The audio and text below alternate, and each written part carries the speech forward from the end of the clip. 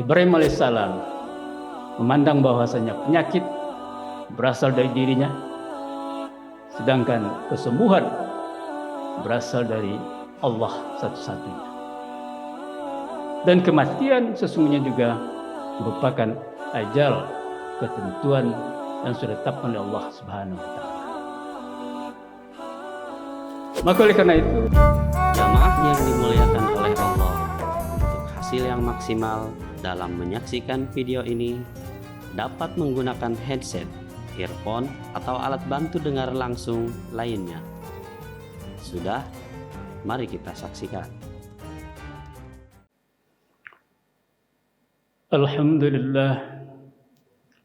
Alhamdulillahilladzi arsala rasulahu bil huda wa dinil haqq liyuzhirahu 'ala ad-dini kullih wa kafaa billahi shahida.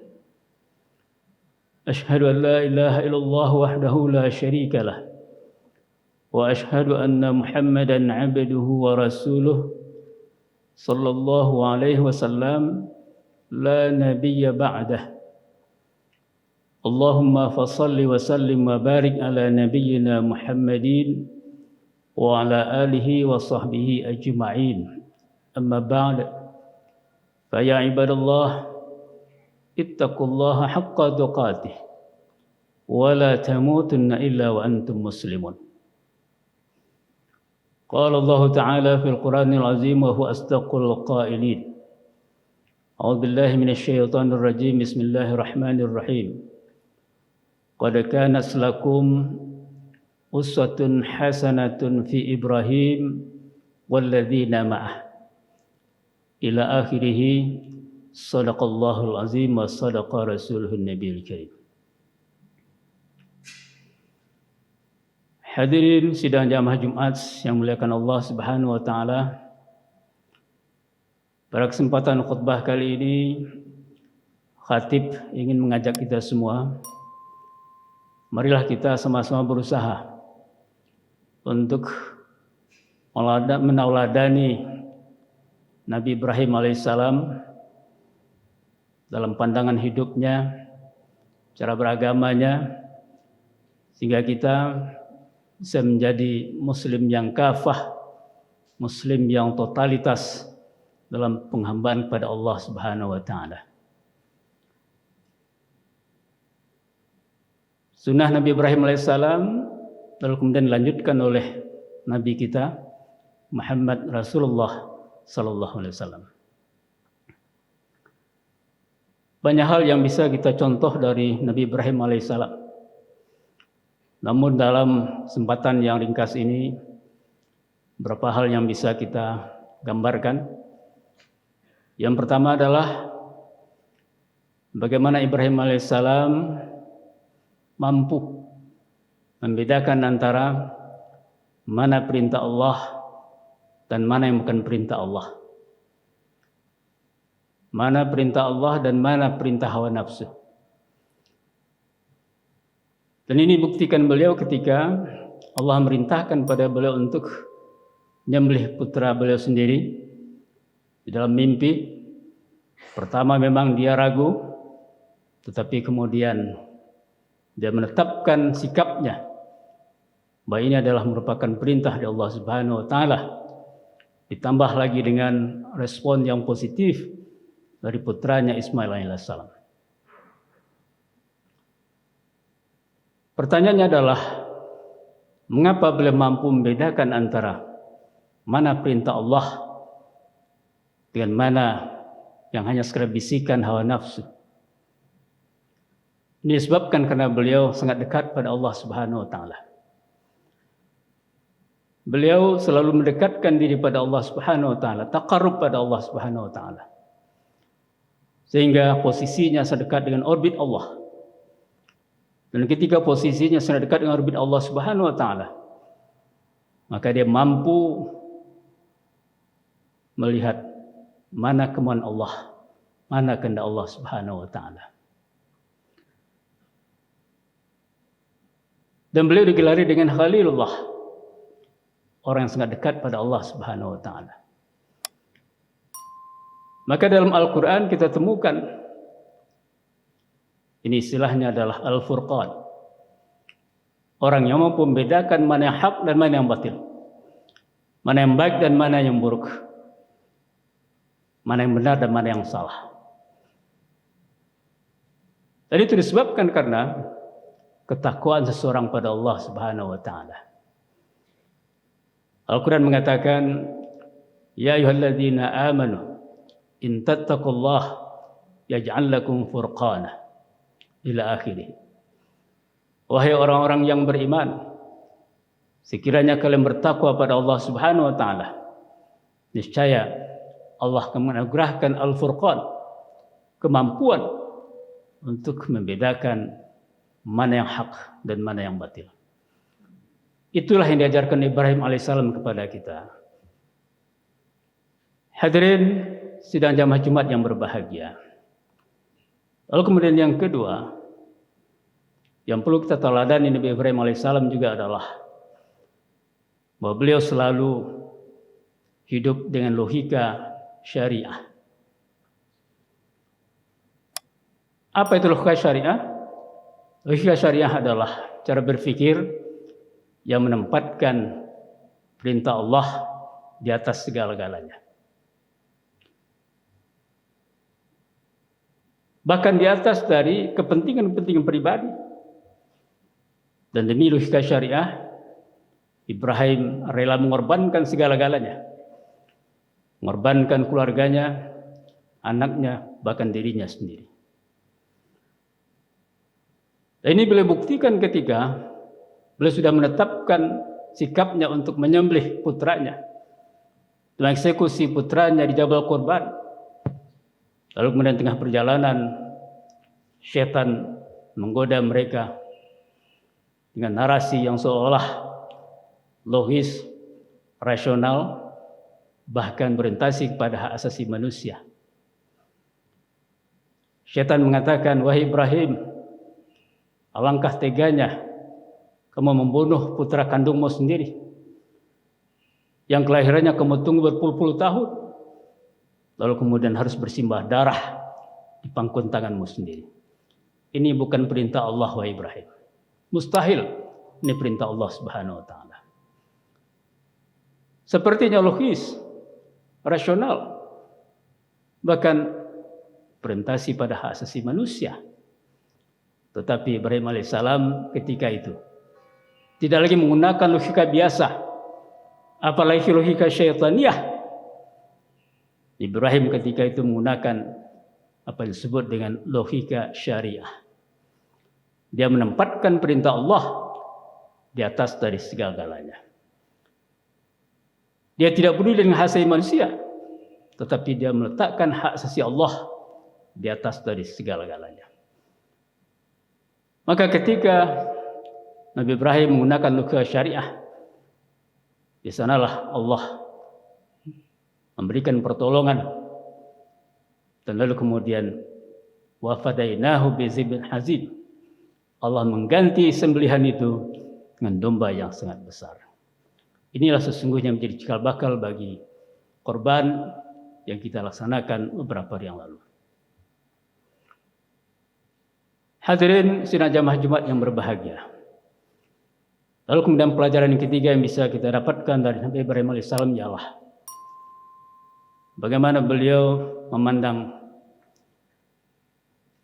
penyakit dan kematian.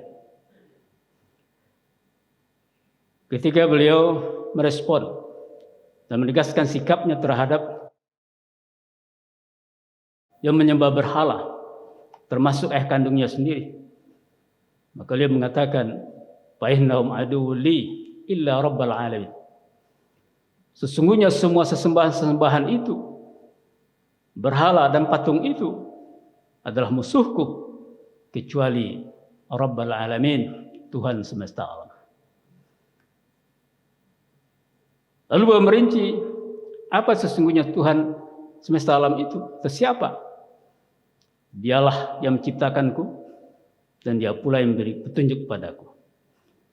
Dialah yang memberi makan padaku dan memberi minum kepadaku. Wa idza maridtu fa huwa yashfin. Apabila aku sakit, Dia pula yang menyembuhkan daku. Lalu kemudian dia pula yang mematikanku, lalu kemudian menghidupkan daku. Maka dari sini jelas hadirin berbahagia bahwa Ibrahim alaihissalam memandang bahwasanya penyakit berasal dari dirinya, sedangkan kesembuhan berasal dari Allah satu-satunya. Dan kematian sesungguhnya juga merupakan ajal, ketentuan yang sudah ditetapkan oleh Allah Subhanahu wa taala. Maka oleh karena itu dia berhusnuzan pada Allah Subhanahu wa taala. Dia tidak pernah mengatakan bahwa penyakit itu berasal dari Allah dan penyakit itu tetap berasal dari manusia. Bisa berasal dari kelemahan, bisa berasal dari dosa-dosa, dan kesembuhannya hanyalah dari Allah Subhanahu wa taala. Maka oleh karena itu, mari kita minta kesembuhan pada Allah. Ketika kita sakit, kita kesembuhan pada Allah Subhanahu wa taala. Tidak ada yang bisa menyembuhkan kecuali Dia. Maka dalam konteks kita menghadapi wabah COVID-19 ini, kita dapat mengambil pelajaran bahwasanya COVID ini sesungguhnya adalah akibat dari ulah manusia. Karena bagaimanapun sasaran utama dari virus ini sesungguhnya adalah dalam Al-Quran dikatakan orang-orang yang zalim. Wa ma rabbuka muhlikil qura illa wa ahluha zalimun. Allah tidak menghancurkan satu negeri kecuali kalau warganya itu orang-orang yang zalim. Dan puncak dari kezaliman adalah kesyirikan. Inna syirka la zulmun azim. Sesungguhnya kesyirikan itu adalah kezaliman yang sangat besar. Jadi sasaran utama dari virus ini adalah orang-orang yang zalim. Orang yang mempersekutukan Allah dengan yang lain. Bukan orang yang beriman. Orang beriman hanyalah terdampak. Orang beriman hanya kecipratan. Ibarat orang yang sedang berdiri di pinggir jalan, lalu kemudian ada genangan, mobil lewat, lalu kemudian kecipratan airnya. Dan ketika orang beriman kecipratan, Allah pun juga memberikan ampunan dosa-dosa terhadap orang yang sakit kena wabah ini. Dan sekalipun mereka tewas, maka Allah akan mengangkat mereka sebagai syuhada sisi Allah Subhanahu wa taala. Maka oleh karena itu hadirin yang berbahagia, mari kita senantiasa mohon perlindungan pada Allah Subhanahu wa taala. Prokes penting, memakai masker penting, jaga jarak juga perlu, cuci tangan juga ada gunanya. Tetapi yang paling penting lagi adalah bagaimana kita mohon perlindungan pada Allah Subhanahu wa taala dengan meningkatkan tauhid kita kepada Allah Subhanahu wa taala. Mari kita ubah narasi dan diksi yang selama ini mengatakan mari kita lawan Covid dengan menyatakan bahwa mari kita bersahabat dengan virus corona. Wujud dari persahabatan itu adalah bagaimana kita sama-sama mentauhidkan Allah Subhanahu wa taala. Mentasbihkan Allah Subhanahu wa taala. Karena semua alam semesta ini termasuk binatang-binatang, bakteri, virus, semuanya itu bertasbih kepada Allah Subhanahu wa taala. Artinya mereka mengesahkan Allah Subhanahu wa taala. Maka ketika ada orang yang tidak mengesahkan Allah, mempersekutukan Allah dengan yang lain, maka alam semesta akan bergerak. Maka dalam surah Maryam bisa kita baca, takadu samawati yatafattarna min wa tanshaqul ard wa takhirul jibalu hadda an da'u lirrahmani walada. Nyaris langit terpecah, bumi terbelah, dan gunung hancur berantakan ketika dia mendengar orang mengatakan atau menuduh Allah punya anak. Jadi ketika orang mempersekutukan Allah dengan yang lain, maka alam semesta akan bergerak. Maka karena itu hadirin berbahagia, akar persoalan dari COVID, dari corona ini sesungguhnya adalah kezaliman atau kesyirikan itu. Maka mari belajar dari Ibrahim alaihissalam sebagai bapak tauhid. Mari kita tegakkan tauhid. Mari kita kokohkan dan kuatkan ketauhidan kita pada Allah Subhanahu wa taala. Insyaallah akar persoalannya akan selesai. Barakallahu li wa lakum fil Qur'anil azim wa nafa'ni wa iyyakum bima fihi minal ayati wadh-dhikril hakim wa taqabbala minni wa minkum tilawatahu innahu huwas samiul alim.